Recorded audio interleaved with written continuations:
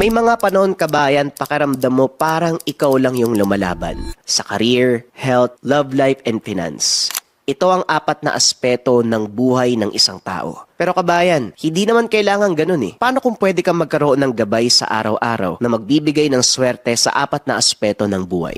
Narito ang gintong gabay mula sa Lika Merchandise. Modern ethnic ang finish niyan mga kabayan. Masuring pinag-aralan ng lahat ng tao mula sa Lika Merchandise ang bawat simbolo na inilagay sa gintong gabay.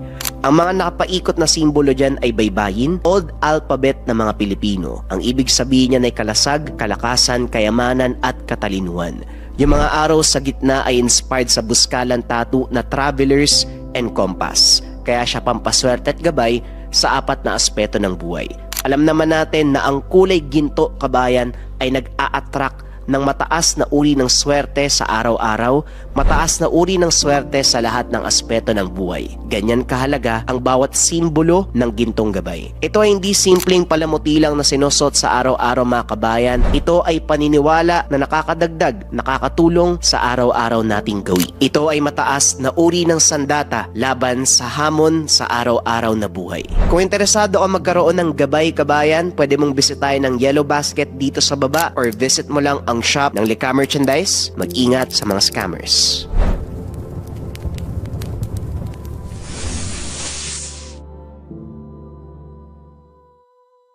Ang kwentong ito ay hango sa totoong buhay.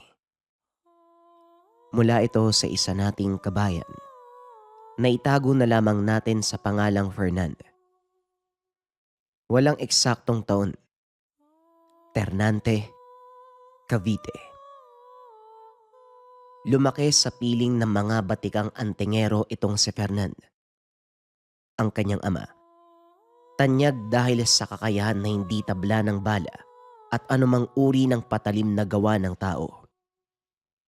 Hindi lang ang kanyang ama, maging ang mga nakakatandang kapatid, may kanya-kanyang kakayahan. Nagmula ang kaalaman ng kanilang pamilya sa Lolo Fernan na si Tatang Ramon, o kilala bilang Ramon na Haring Bakal. Hindi na ito naabutan ni Fernan dahil bago pa man siya magkaisip, biglang nawala ang matanda.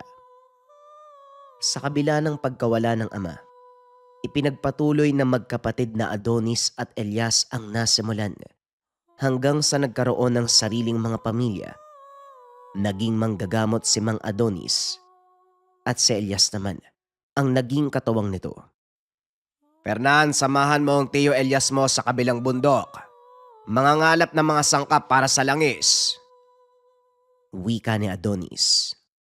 Po, may gagawin po ko kasama ng mga kaibigan ko mamaya eh. Tugon ni Fernan.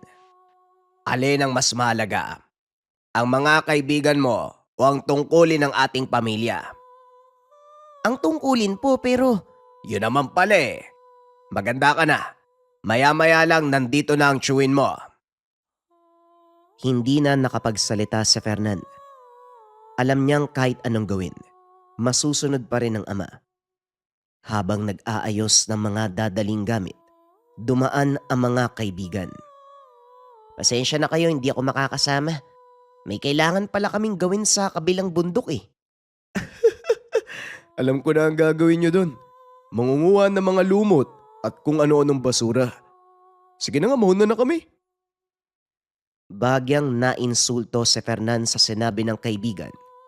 Sasagutin pa sana ito. Kaso nga lang biglang dumating ang tsuhin. O Fernan, naihanda mo na ba ang mga dadali natin? Tanong ni Elias. Opo, Tiyo Elias. Inaantay ko nga lang po kayong dumating eh. Pag-uusap ng magtsuhin. Muling nilingon ni Fernan ang mga kaibigan. Lalo itong nainis sa sinabi ni Miko. Napaka-weirdo ng pamilya mo, Fernan. Dapat hindi kami dumidikit sa'yo eh. Tara na mga kasama! Sa pagkakataong ito, hindi na napigilan ni Fernan ng sarili. Dali-daling lumapit kay Miko. Hinila ang kwelyo ng damit nito. Anong sinasabi mong lumot? Saka kung ano-anong basura ay nakuha namin sa kagubatan. Yon ang nakapagligtas sa buhay ng nanay mo. Baka nakakalimutan mo ata. Nagkataon lang ang pagpapagaling ng tatay mo sa nanay ko. Kaya wala akong dapat ipagpasalamat doon at isa pa, hindi ba sinasabi ng pamilya mo na tungkulin yung gamutin ang sino mang may sakit nang walang hinihinging kabayaran? Bakit sinusumbat mo sa akin ngayon yung panggagamot sa nanay ko? Hinawakan ni Elias ang kamay ni Fernan upang bitawan ang kwelyo ni Miko. Tama na, Fernan. Ako nang bahala dito. Isa ka pa, akala mo kung sino kayo Mga wala naman kayong silbi. Mas mabuti pang magpatingin sa totoong doktor at uminom ng totoong gamot. Wala namang pumipigil sa'yo na gawin ang bagay na yan. Hindi rin namin pinilit ang nanay mo na magpagamot sa amin. Siya ang nagpahatid dito upang malunasan ang sakit na taon niya nang iniinda. Kung wala kang sasabing maganda, itiko mo yung bibig mo. Baka mamaya may lumabas na linta dyan. Napalingon si Mang Adonis nang sabihin nito ni Elias. Lingid sa kalaman ng karamihan, may kakaibang kakayahan itong si Elias na kung tawagin ay di lang kidlat. Ito ay isang uri ng abilidad na nagiging totoo ang lahat ng sasabihin niya depende sa dinadalang emosyon. Ilang sandali pa, biglang nakaramdam ng pangangati ng lalamunan ang kaibigan ni Fernan. Nagulat ang lahat nang bigla itong magsuka ng napakaraming linta. Tio Elias, anong ginawa mo kay Miko? Binigyan ko lang ng leksyon ng kaibigan mo dahil mukhang hindi nadidisiplina sa tahanan. Magsasalita pa sana si Miko pero pinigilan na ni Fernan. Uy, ano ka ba? Huwag ka na magsalita ng hindi maganda. Lalong lalala yan. Ngunit hindi nagpapigil si Miko. Binuka ang bibig. Muling naglabasan mula sa bunganga ang mga linta. Sinabihan na kita pero hindi ka nakinig. Humingi ka ng tawad sa chewin ko. Siguradong mawawala ang nilagay niyang sumpa sa'yo. Walang nagawa si Miko, kundi ang lumuhod at humingi ng tawad. Lingid sa kalaman ng lahat na ang kaganapang iyon magdadala ng malaking kaguluhan sa kanilang buhay. Matapos tanggalin ng sumpa, tuluyan nang umalis ang mga kaibigan ni Fernan. Nagpa siya ang mag-Chuy na magpatuloy sa paglalakbay. Medyo may kalayuan ang pupuntahan at siguradong aabutin sila ng gabi bago makarating. Walang sasakyang dumadaan papunta sa kabilang bahagi ng bundok. Masyadong mabato ang daanan. Sinira na din ng malakas na agos ng tubig ang ginawang daan sa gilid ng kabundukan. Ang tanging paraan para makarating sa pamamagitan ng paglalakad. Sa tuwing maglalakbay ang mag-Chuyin, nagdadala sila ng sapat na rasyon ng pagkain na pwedeng magamit sa loob ng 1.5 araw. Habang naglalakbay, napag-usapan ng dalawa ang tungkol sa ginawa ni Elias kay Miko. Tio, bakit mo naman ginawa yun kay Miko? Sigurado magsusumbong yan sa mamagulang niya. Kakalat yung balita sa bayan. Hayaan mo sila. Matagal nang alam ng mga tao ang kakayahan namin ng tatay mo. Nako, kung naabutan mo lang sana ang lolo Ramon mo. Ay, oo nga pala. Konting impormasyon lang yung alam ko tungkol kay Lolo Ramon eh. Ano po ba talaga yung naging buhay niya noon? Yang lolo Ramon mo kasi, ang kinikilalang pinakamalakas na manggagamot noon. Walang engkanto o aswang na nakakaligtas sa kanya. Hindi rin siya tinatabla ng kahit anong sandata na gawa ng tao. Kaya siya binansagan na Ramon Haring Bakal. Pero malupit po ba si Lolo dati? Hindi, Fernan. Napakabait ng lolo mo. Malumanay kung magsalita. Pero walang sinasantong matandang yon lalo na kapag gumawa ka ng hindi maganda. Talagang hindi ka papalampasin. Eh bakit naman po nawala siya? Sa totoo lang hindi ko alam, Fernan.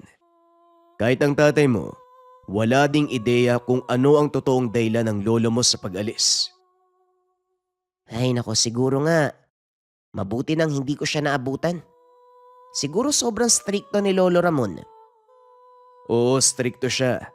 Lalo na kapag tinuturuan niya kami ng mga estilo sa panggagamot. Kailangang ituon mo ang pansin sa pinapagawa niya Sa oras na magkamali ka, may kaakibat na parusa. Grabe naman pala. Buti na lang talaga hindi ko naabutan si Lolo Ramon. Patuloy ang pag-uusap ng dalawa habang naglalakad papunta sa kabilang bundok. Nakarating sila sa lambak, pagitan ng kanilang bayan at ng pupuntahan. Nagpa siya si Elias na magpahinga. Malapit ng dumilim. Hindi na natin kakayanin pang tumawid sa ilog ng walang liwanag. Masyadong madulas ang daanan. Magpahinga muna tayo dito. Gumawa ka ng siga. Ako nang bahalang gumawa ng kubo. Nag-ipon ng mga tuyong kahoy si Fernan at nagsimulang magpapoy. Ilang sandali lang natapos ang maliit na kubo. Nag-ihaw ng dalang isda ang dalawa at nagsaing gamit ang buho ng kawayan. Habang nagpapahinga, muling naisipan ni Fernan ang nangyari sa kaibigan. Tiyo, may tanong lang po ako. Yung ginawa nyo kanina, likas po ba yung kakayahan na yon? Simula pagkabata, nasa akin na ang kakayahan na ito. Itinuring kong sumpa, pero sa bandang huli, ito pala ang isang napakagandang biyaya galing sa Diyos. Ang dilang kidlat, isang makalumang kakayahan. Bibihira lang ang taong nagtataglay nito. Nagpapasalamat ako na isa ako sa iilang tao na yun. Si tatay po, ano po bang kakayahan niya? Si Manong Adonis. Hindi mo pa nakikita yung kakayahan ng tatay mo? Hindi pa po eh. Maliban sa mahusay siyang manggagamot, nagpaparusa na mga engkanto, mambabarang at mangkukulam na ng gagambala sa mga tao. Ang mga nabanggit mong kakayahan, galing sa Lolo Ramon mo. Itinuro lang sa amin pero iba din ang kakayahan ng tatay mong taglay. Simula nang isilang siya. Ano naman po, tiyo? Ni minsan kasi hindi ko pa nakita si tatay na may ginawa siyang kakaiba eh. Bukod sa regular na ginagawa niya.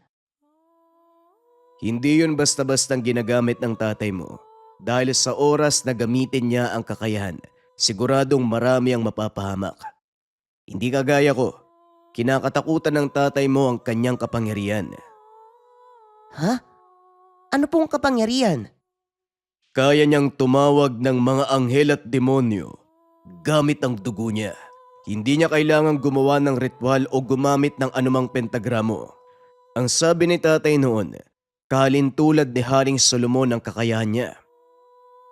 Haring Solomon. Sa pagkakatanda ko, may ganung ang kakayahan si Haring Solomon. Kaya nga meron siyang 12 selyo eh, na kung saan nakapaloob doon yung 72 rehimen ng mga demonyo.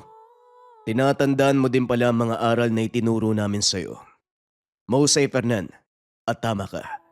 Ganyan kapanganib ang kapangyarihan ng tatay mo, pero ni minsan hindi niya ito ginamit sa takot na baka mapahamak ang sangkatauhan. Nakakatakot din pala si tatay. Sana lang hindi dumating sa punto na magalit siya ng husto. Tapos mawala ng kontrol sa sarili niya. Sa pagkakalam ko, hindi pa naman nangyayari yun. At nagpapasalamat ako. Alam mo, inihiling ko sana na wala na ako kapag nangyari yun. Hindi ko rin po lubos maisip, tiyo. Ay nako, sana lang talaga wag mangyari yun. Ilang sandali pa, kapwa na dinalaw ng antok ang dalawa. Nagpahinga. Kinabukasan maagang bumangon ang magtsuhin upang magpatuloy sa paglalakbay. Bandang tanghali silang nakarating sa paroroonan, kaya kaagad nang sinimulan ang pangunguha ng mga sangkap. Hapon na nang matapos silang kunin ang lahat ng kailangan, kaya nagpasya ang mga ito. Bumalik sa lambak kung saan sila nagpalipas ng gabi. Dito po ba uli tayo magpapalipas ng gabi, tiyo? Oo, Fernan, pero mag-iingat ka. Manatiling alisto. Dahil siguradong may nakakaalam na nandito tayo. Nakakaalam. Sino pong tinutukoy nyo? Hindi sino, kundi ano. Mga elementong nakatira sa bahaging ito ng gubat, Fernan. Hindi sila mapanakit, pero susubukan nila ang iyong katatagan sa dalawang aspeto, mental at pisikal. Nagulat si Fernan sa sinabi ng tiyuhin dahil hindi ito ang unang pagkakataon na nagpunta siya sa lugar. Bakit nung nakaraang punta natin wala naman tayong naranasang kakaiba? Bakit niyo po sinasabi yan sa akin ngayon? Dahil nung mga nakaraang punta natin, wala ka pa sa wastong gulang. Taon na rin ang nakalipas, Fernan. At ngayon, ika-21 kaarawan mo, nasa wastong edad ka na para sa mga engkanto. Ano naman pong gagawin nila sa akin? Hayaan mong ipaliwanag ko sa iyo ang lahat. Medyo mahaba to kaya siguraduhin mo hindi ka makakatulog. Ipinaliwanag ni Elias ang lahat. Ayon dito, ang mga engkanto kapag namamatay, muling isinisilang. At upang magkaroon ng panibagong katawan, naghahanap sila ng mga mortal na may angking kakayahan simula pagkasilang. Nilalagyan nila ito ng marka, binibigyan ng pangalan, kaya minsan may mga nakakaengkwentro tayong mga bata na ginagabayan ng isang mataas na engkanto. Dahil sa pagdating ng tamang panahon, pamamahayan nila ang katawan nito. Magugulat na lang ang mga kaanak ng mortal na magkakaroon ng malubhang karamdaman at tuluyang mamamatay. Lingid sa kanilang kaalaman na nakuha na ng engkanto ang katawan ng taong iyon. Kung minsan ay pinapalitan pa ito ng puno ng saging, meron din namang mga kaso na sanggol pa lang ay kinukuha na sila ng mga engkanto upang sa mundo nila lumaki ang bata at kalaunan ay maging isa sa kanila.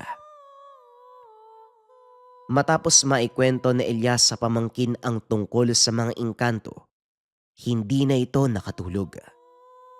Nanatili siyang gising hanggang sa sumikat ang araw. Ano nangyari sa'yo? Bakit hindi ka natulog? Natatakot po kasi ako sa kwento niyo kagabi. Pero ayos lang naman po.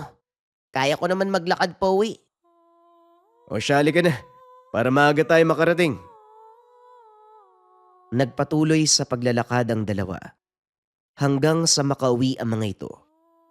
Pero hindi nila inasahan ang madadatnan. Gulo ang bakuran, nagkalat ang mga gamit at butas ang dingding. Dali-daling hinanap ni Elias si Adonis. Natagpuan ito na nakaupo sa loob ng bahay. May dugo ang mga kamay. Punit ang suot na damit. Anong nangyari dito, Manong? Bakit ganyan yung itsura nyo? May mga nagpunta dito. Kinumpronta ako. Hinahanap si Fernanda. Ano daw pong sadya nila? Tungkol ito sa nangyari nung isang araw. Mga kamag-anak ng kaibigan niya ang pumunta. Nagsumbong daw ito na sinaktan siya ni Fernanda. Pag-uusap ng magkapatid. Maya-maya pa umakyat si Fernan. Nagulat sa itsura ng ama. Tay, ano pong nangyari? Sumugod daw dito ang mga kaanak ng Miko. Teka, anong nangyari sa kanila? Sa kasamaang palad. Hindi na sila nakalabas ng buhay. Naroon sila sa likod ng bahay. Naroon ang mga bangkay. Dali-daling pinunta ni Fernan ang lugar na sinabi ng ama. Nanlaki ang mga mata nang makita ang walang buhay na katawan. Tinatayang nasa 10 tao ang nakahandusay doon. Mahabaging langit. Hindi ko akalaing susugod sila. Sana lang, hindi na ito lumala. Inaasahan ko na ang kasunod nito. Kaya mabuti pa maghanda ka, Elias. Siguradong susugod sila dito. Hindi pa man nagtatagal, nakarinig sila ng ingay mula sa labas ng bakuran. Dali-daling nagpunta ang tatlo sa harap ng bahay. Nakita ang napakaraming tao. May mga dalang sandata at galit na galit. Ito na nga ba ang sinasabi ko? Elias, kahit anong mangyari, wag na wag kang magsasalita. Maliwanag, Manong. Yan din ang gusto kong sabihin sa'yo. Pigilan mo ang sarili hanggat maaari kumalma ka. Susubukan ko. Pero kung talagang wala na magagawa, patawarin ako ng Diyos. Mukhang isang buong sityo ang magugunaw. Anong gagawin natin, Tay? Napakadami nila. Siguradong hindi madadala sa mabuting usapan ng mga yan. Kumalma ka, Fernan. Kami nang bahala. Mas lalo nga po ako natatakot eh. Lalo na po sa taglay niyong kakayahan. Habang nag-uusap ang tatlo, papalapit na ang mga tao. Ang ilan ay nagbato ng sibat, ngunit hindi tumama sa kanila. Iisa lang ang isinisigaw ng mga tao, ang kamatayan ng magkapatid na Adonis at Elias. Mukhang totoo nga ang sinasabi mo, Fernan. Hindi na madadala sa matinong usapan ng mga taong yan. Ang mabuti pa magtago ka na. Siguradong ayaw mong makita ang mangyayari sa mga ito. Pumasok si Fernan sa bahay. Naganda ang magkapatid upang salubungin ang galit ng mga tao. Akmang susugod na ang mga ito nang bigla silang napahinto. Isang mahinahon, ngunit makapangyarihang boses ang umalingaw-ngaw mula sa kung saan. Hindi nyo kailangan patulan ng mga taong yan. Sa oras na gawin nyo yon, parang itinulad nyo na rin ang isipan nyo sa kanila. Nanlaki ang mga mata ni Fernan nang makita ang isang matanda. Purong puti ang buhok at balbas. Wala itong damit pang itaas. Kaya naman kitang-kita ang matipunong pangangatawan. Sa kabila ng edad, hindi may tatanggi na dumaan ito sa matinding pagsasanay. Hinubog ng panahon ang perpektong kalamnan. Walang reaksyon mula kina Adonis at Elias na para bang inaasahan nilang dumating ang taong ito. Napalingon ng matanda sa kanilang dalawa. Nagtaas ng kilay. Doon palang nagsalita si Adonis. Saan ka nang galing? Ang tagal mong nawala. Huwag mo sabihing napadaan ka na naman sa mga kaibigan mo. Ano pa nga bang magiging dahilan ng taong yan? Ganyan ba kayo magsalita sa tatay nyo? Mga wala kayo respeto ah. Nagulat si Fernan nang malaman ang matandang dumating. Walang iba, kung hindi si Lolo Ramon. Nilingon ng matanda ang mga tao na noon ay hindi makapaniwala sa nakikita. Kilala si Tatang Ramon sa buong bayan. Takot sa kanya ang lahat ng tao dahil sa angking lakas. Ano pang inaantay nyo? Magsiuwi na kayo. Nagtakbuhan ng mga tao, pero may ilan na naiwan. Ito ang mga kaanak ng namatay na sumalakay sa tahanan ni Adonis. Ang mga naiwan na yan, siguradong sila ang kaanak ng mga taong napatay ko. Ganun ba? Tignan natin kung anong gagawin nila. Naglakad ang matanda papunta sa kinakatayuan ng mga tao. Ngunit sa halip na umatake, nagsipagluhod ang mga ito sa sobrang takot. Hindi maikilos ang katawan, parang may kung anong nakagapos. Fernan, pakiusap naman oh. Gusto lang naming makuha yung mga bangkay para paglamayan. Hindi na kami lalaban. Pakiusapan mo naman yung matandang to. Napalingon ang matanda kay Fernan at ngumiti. Narinig mo ang sinabi ng binata. Pakiusapan mo daw ako, Fernan. Pasensya na, Miko, mukhang hindi ko kayang gawin yung sinabi mo eh. Bakit hindi ko yung makiusap? Total, kayo naman yung nag-umpisa ng gulo eh. Teka, sino ka ba? Ano ginagawa mo sa bahay ko? Tay, apo mo yung binatang yan. Isang buwan matapos siyang isilang, bigla ka nawala eh. Kaya hindi mo nakikilala yung anak ko, si Fernan yan. Ay, ganun ba? Oy, osya. Kunin niyo yung mga bangkay ng kaanak nyo. Lumayas na rin kayo. Ayokong makita yung mga pagbumuka nyo kahit sa paanan ng burol ah. Kung saan nakatayo yung bahay ko, huwag kayong dadaan. Tadyaan ko kayo eh. Dali-daling nagtayuan ang mga tao. Pinuntahan ang mga patay sa likod ng tahanan ni Adonis.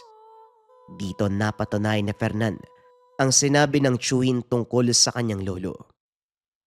Mismong presensya lang nito nagagawa ng magbigay ng kilabot sa mga tao ni hindi man lang nag-angat ng kamay.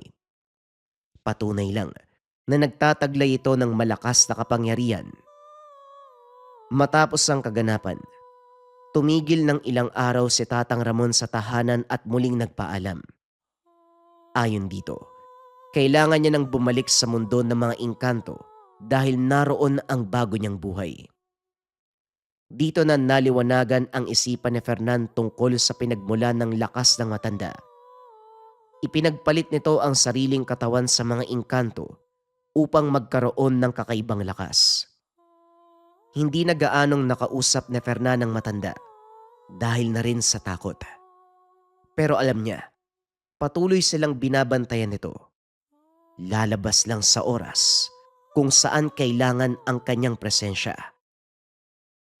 Matapos ang kaganapan, wala nang nangahas na lumapit sa bahay nila Adonis. Ngunit imbis na mawalan ng mga pasyente, lalo pang dumami ang mga nagpapagamot.